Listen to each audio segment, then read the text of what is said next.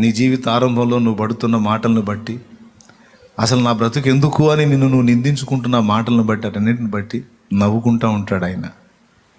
నువ్వేం ఏడుస్తుంటావు, నువ్వు గాయపడుతుంటావు, నీ దీన స్థితిని తలుచుకొని నువ్వు కుమిలిపోతూ ఉంటావు. నిన్ను తృణీకరించే వాళ్ళు నిన్ను చూసి నవ్వుతూ ఉండొచ్చు, వారు అంటుండొచ్చు, వారిని బట్టి నీవు దుఃఖపడుతుండొచ్చు, గాయపడుతుండొచ్చు. తన దేవుడు చిరునవ్వు నువ్వు అనుకుంటాడు, ఈరోజు నువ్వు ఇలా ఉన్నావు కదా, కానీ ఒక దినాన నేను నిన్ను ఒక అంతస్తుకు చేరుస్తాను. ఆ స్థితిలో నువ్వు ఉన్నప్పుడు వాళ్ళు నిన్ను చూసి నిన్ను గాయపరిచిన వారు అందరూ కూడా సిగ్గుపడి వారు నీ ఎదుట తల వంచి నిలిచేటువంటి ఒక రోజు ఉంటుంది.